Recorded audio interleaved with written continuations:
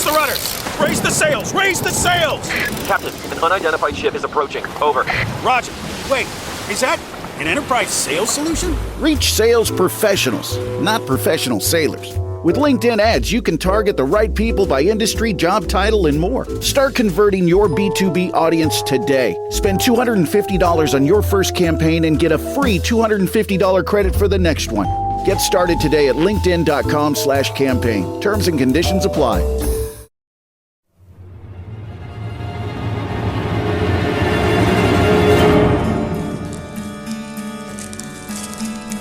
Just to the east of Bury St Edmunds, the countryside begins to open out into a quieter, older England. Here, between Rougham Green and Bradfield St George, the land rolls gently through fields edged with hedgerows, broken by pockets of woodland and crossed by narrow lanes that have changed little over centuries. At first glance, it is an unremarkable place. Peaceful, agricultural, and easily overlooked. But like much of Suffolk, this is a landscape shaped not only by time, but by disappearance. Human activity in this area stretches back thousands of years. Archaeological evidence across the Rougham parish points to prehistoric occupation, with later traces of Roman Britain still detectable in the landscape. A Roman road is believed to have passed through the area, linking settlements across East Anglia, while burial mounds and scattered finds suggest that this was not an isolated backwater, but part of a wider network of movement and habitation. By the Anglo-Saxon period, the land had begun to take on a more recognisable form. The name Rougham itself is thought to derive from Old English, meaning something akin to homestead or settlement on rough or uneven ground. A description that still fits the gently varied terrain today. Nearby, Bradfield St George developed not as a tightly clustered village, but as a dispersed rural parish. Its farms and dwellings spread across the land, rather than gathered around a single centre. This pattern would prove significant, allowing buildings to appear and disappear from memory far more easily than in a densely built town. For centuries, this quiet countryside was tied to one of the most powerful institutions in medieval England, Bury St Edmunds Abbey. From around the 11th century, large areas of land in and around Rougham fell under the control of the abbey. Farming, tenancy, and the organisation of the landscape were governed by its authority, with fields, trackways, and boundaries shaped according to monastic needs. The abbey's influence endured for hundreds of years, embedding a structure into the land that would outlast the institution itself. Even after the dissolution of the monasteries in the 16th century, when the abbey's power collapsed, the patterns it had imposed, roads, field systems, estate divisions, remained. This continuity is important, because while buildings may vanish, the shape of the land often remembers them. For much of its history, the land between Rougham and Bradfield St George was defined by agriculture. The soil here was well suited to mixed farming. Fields supported crops such as wheat, barley, oats and rye, while livestock, cattle, pigs and poultry formed an essential part of rural life.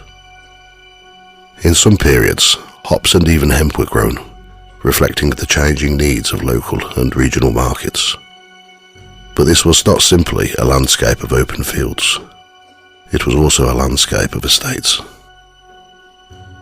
Large houses once stood across this part of Suffolk, often set back from the road and approached by long avenues lined with trees.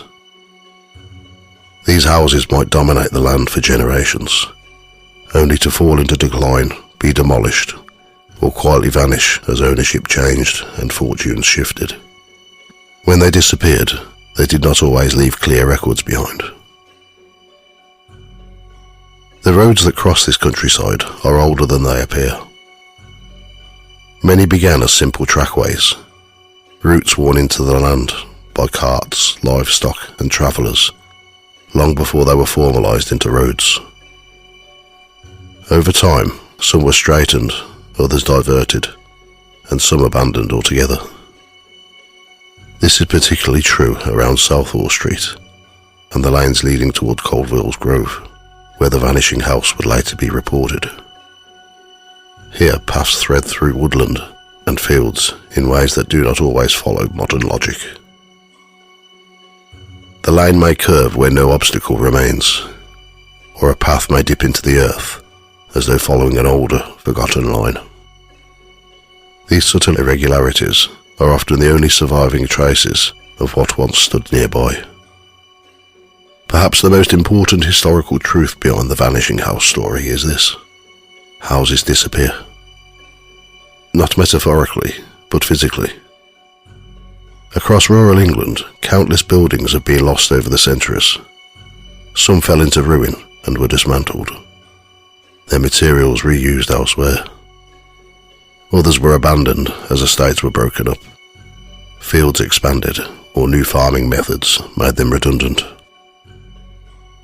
In some cases, entire properties vanished so completely that within a generation or two, little remained to mark their existence beyond scattering brick, tile, or uneven ground. Maps are not always reliable guides. Earlier maps, especially those from the 18th century, were often pictorial rather than precise. A large house might be shown in roughly the right area, but not in an exact position. Later maps may omit buildings that already disappeared, creating the impression that they had never existed at all. This creates a gap, a space between what once stood and what is remembered. By the 19th century, the countryside between Rougham Green and Bradfield St George had become what it largely remains today, a quiet agricultural landscape shaped by centuries of use, but carrying the faint echoes of what had gone before. Old estates had come and gone. Trackways had shifted. Buildings had been lost.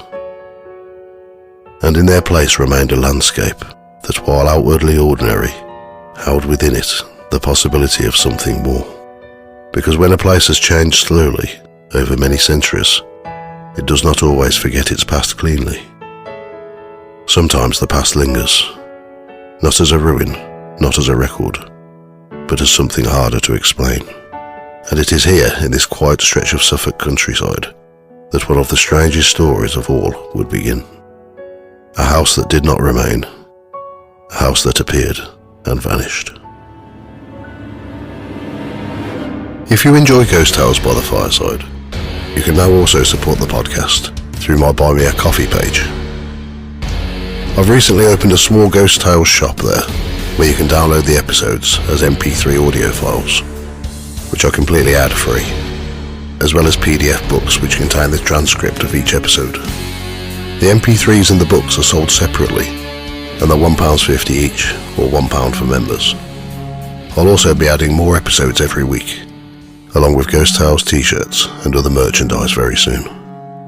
And don't worry, the podcast will still be available on Spotify, YouTube, and all the other usual platforms. This is simply another way to listen without adverts and help support the show. If you'd like to take a look, you can find the link at buymeacoffee.com/GoTales, which will also be in the description. Refreshing wild cherry cola meets smooth cream. The treat you deserve. Pepsi Wild Cherry and Cream. Treat yourself.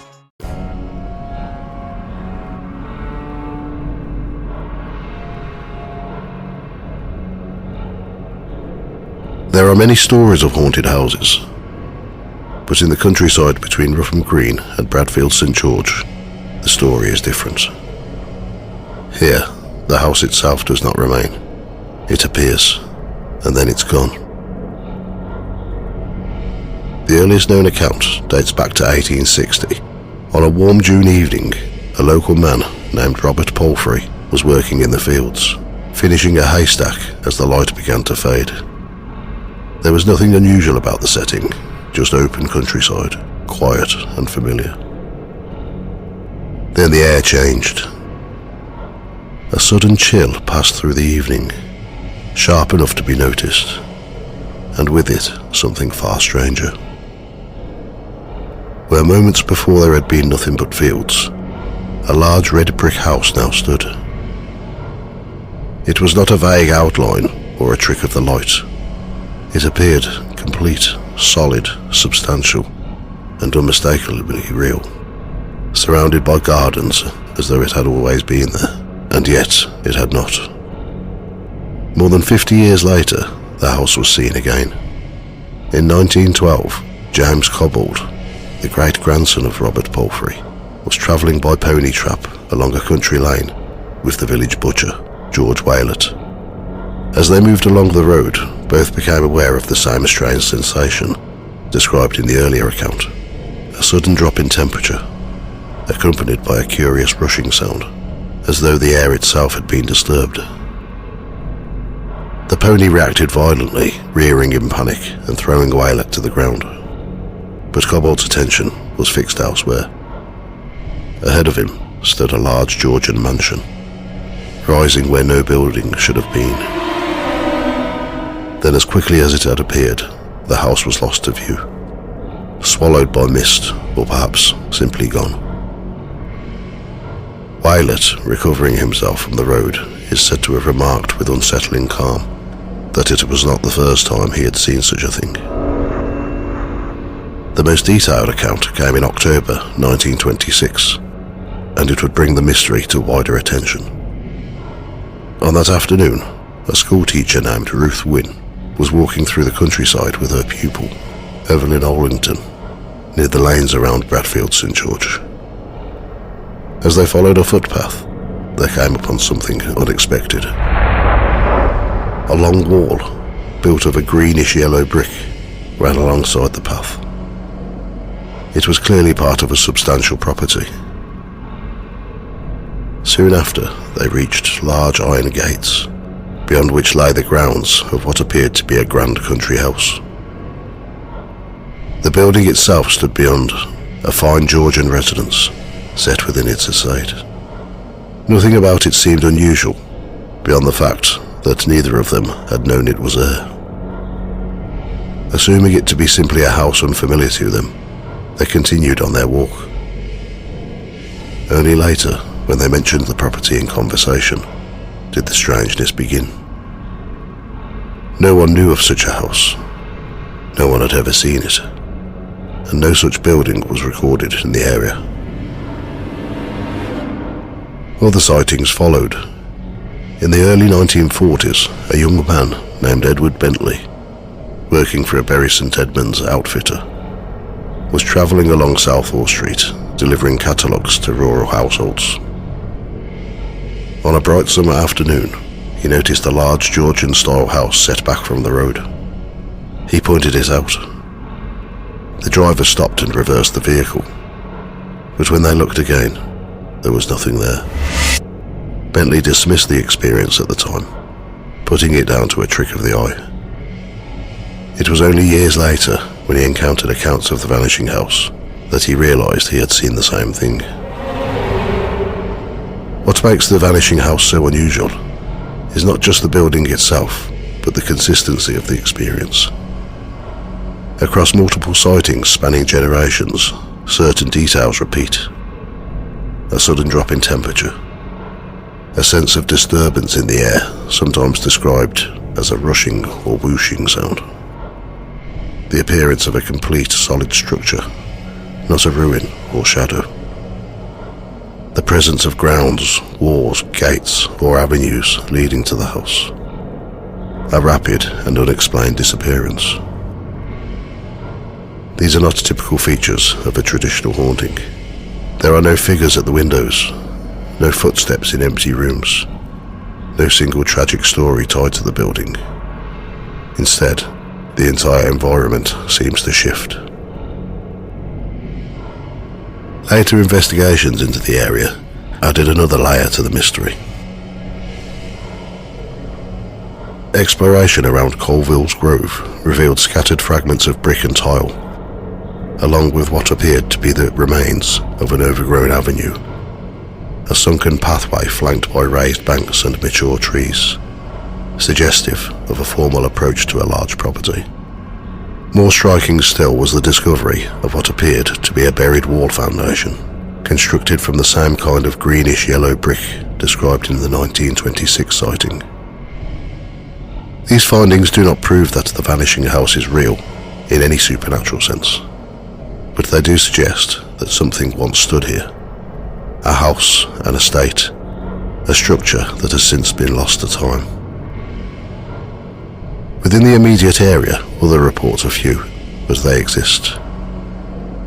There are later accounts of shadowy figures seen around the lanes, near Gypsy Lane and Colville's Grove, including what has been described as a hooded or monk-like figure. There are also isolated modern reports of dark shapes or carriage-like forms moving along the road between Rougham and Bradfield St George. These accounts are less well documented and should be treated with caution, but they share a common feature. They are not tied to buildings, but to the land itself. So what are we to make of the vanishing house? Skeptical explanations have been suggested. Mirages, misidentification, or glimpses of a real house seen from an unusual angle under rare atmospheric conditions. Yet, these explanations struggle to account for the physical sensations reported by witnesses, or the consistency of the descriptions across time. Another possibility is that the sightings represent a kind of time slip, a moment in which the past briefly intrudes upon the present. If a large house once stood here, as the physical traces suggest, then perhaps what witnesses are seeing is not a ghost in the traditional sense, but a fragment of the landscape as it once was. A place remembered by the land itself, appearing only under the right conditions, and then disappearing again. The vanishing house leaves us with one question that has never been answered. If the house appears solid and complete, what would happen if someone stepped inside? Would they walk into the past? Would they vanish with it? Or would they simply find nothing at all? No one has ever found out.